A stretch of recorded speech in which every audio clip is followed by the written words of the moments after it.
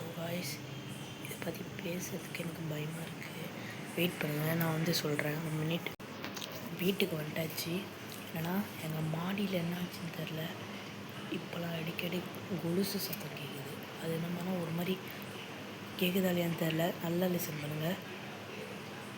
Okay, நான் வந்து அந்த கிட்டே போய் கொஞ்சோண்டு கிட்டே போய் காமிக்கிறேன். நான் மாடிக்கலாம் போல் எனக்கு அவ்வளோ பயமாக இருக்கும். இது எத்தனை பேர் ஃபேக்காக ரியலாக நீங்கள் நம்புவீங்களான்னு தெரில.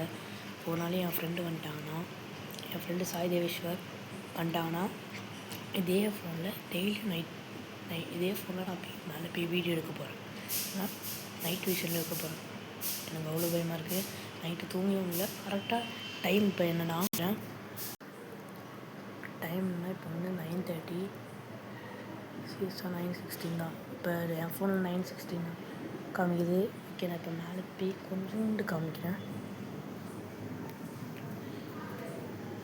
சத்தம் கேட்குதா இல்லையான்னு தெரில. தெரியுதா? அக்கம் பக்கத்தில் வீடு தான் இருக்குது. இப்போ சொல்லிட்டா இது ஃப்ளாட்டு.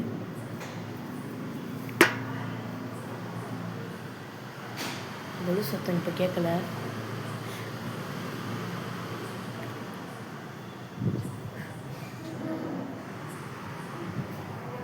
அங்கே பாருங்க, அது தானாலும்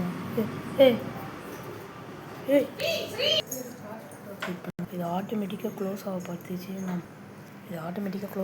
நான் பயத்தில் வந்துட்டேன். சீரியஸாக எனக்கு அவ்வளோ பயமாக இருக்குது. வெயிட் பண்ணுங்கள், சவுண்டு கேட்குதா இல்லையான்னு தெரில.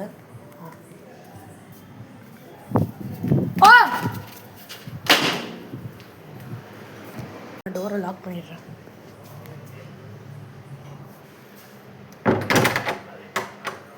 கைஸ், நெக்ஸ்ட்டு என்ன ஆச்சுன்னா, இப்போ கரண்ட்டு போயிடுச்சு. எனக்கு செம்ம பயமாக இருக்குது. இப்போ கரண்ட்டு வந்துருச்சு. இப்போ ஓகே, இது வருங்க. நான் இங்கே உட்கார சத்தம் கேட்குதா இல்லையா மட்டும் லிசன் பண்ணுங்க குவைட்டாக.